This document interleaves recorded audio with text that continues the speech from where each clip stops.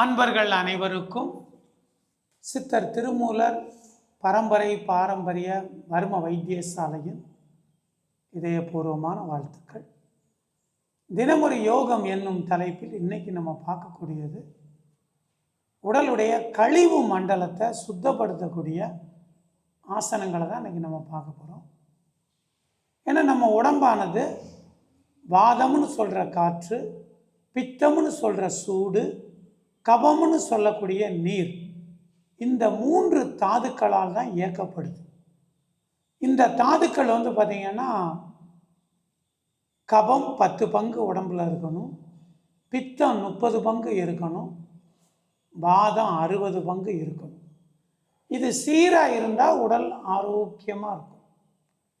இந்த 3 தாதுக்களோட அளவு குறைந்தாலோ கூடினாலோ உடம்புக்கு நோய் வரும். இந்த தாதுக்களுடைய குறைவு அல்லது அதிகம், அதை சமன்படுத்தக்கூடியது எது அப்படின்னா நம்முடைய கழிவு மண்டலங்கள். இப்போ நம்ம உடம்புல அதிகமான சூடு இருக்கு. இந்த சூடு பார்த்திங்கன்னா நம்மளுடைய மல கழிவுகளில் கம்ப்ளீட்டாக சூடானது வெளியேறும். நம்ம உடம்புல அதிகமாக கொழுப்பு இருக்கு. இது நம்ம உடம்புல இருந்து வெளியேறக்கூடிய வேர்வையில் கொழுப்பு வெளியேறும். நம்ம உடம்புல அதிகமான கேஸ் இருக்கு. இது நம்ம உடம்புல இருந்து வெளியேறக்கூடிய அபானன் மூலமாக வெளியேறும்.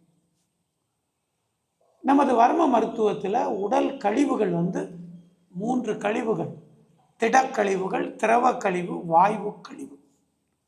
திடம் அப்படிங்கிறது மலம், திரவம் அப்படிங்கிறது சிறுநீர், வாயு அப்படிங்கிறது அபானன். இந்த 3 சரியா நம்ம உடம்புல இருந்து வெளியேறினா மட்டும்தான் நம்ம உடல் ஆரோக்கியமாக இருக்கும். இப்போ உங்கள் உடம்புல மலம் சரியாக கழியலை அப்படின்னா உஷ்ணம் கூட ஆரம்பிச்சிடும்.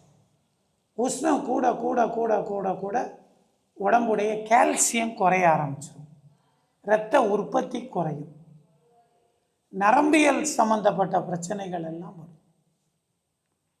அப்போ உடலுடைய வாதம், பித்தம், கபம் இந்த 3ஐயும் சமன் செய்வது கழிவு மண்டலங்கள். இந்த கழிவு மண்டலங்கள் திறம்பட இயங்கணும் அப்படின்னா நாம் எடுக்கக்கூடிய உணவு துவர்ப்பு, புளிப்பு, இந்த 2 சுவைகளையும் எடுத்துக்கணும். புளிப்பு சுவை ஜீரண சக்திக்கும், துவர்ப்பு சுவை மல கழிவுக்கும், அதாவது கழிவு மண்டலத்தின் செயல்பாட்டிற்கும் அற்புதமாக இருக்கும்.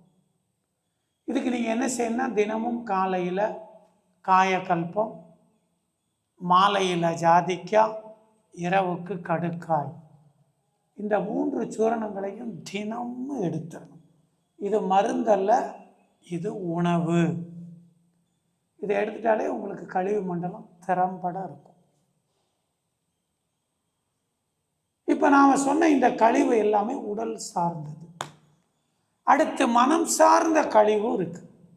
எப்படின்னா, நாம் மறக்க வேண்டியதை மறக்கணும், தேவையற்ற எண்ணங்களை துறக்கணும். அதுவுமே கழிவு மண்டலம் தான். அது மன உடலுக்கான கழிவு மண்டலம். நமது மனதில் உள்ள தேவையில்லாத கோபம், வஞ்சம், பொறாமை, பிறர்மனை நோக்கு, இந்த மாதிரி தேவையில்லாத எண்ணங்களையும் நமது மனதிலிருந்து வெளியேற்றணும். இதற்கு உண்டான ஒரு பயிற்சி தான் சிவ மந்திர உச்சாடனம். நீங்கள் சிவநாமத்தை தொடர்ந்து உச்சாடனம் பண்ணுறீங்க அப்படின்னா மனதில் உள்ள தேவையில்லாத எண்ணங்கள் எல்லாம் வெளியேறும். அதுக்கு நீங்கள் என்ன செய்யணும்னா, ஓம் நம சிவாய அப்படிங்கிற பஞ்சாட்சர மந்திரத்தை காலையில் எந்திரிச்ச உடனே ஒரு 30 முறை உச்சாடனம் பண்ணுங்க.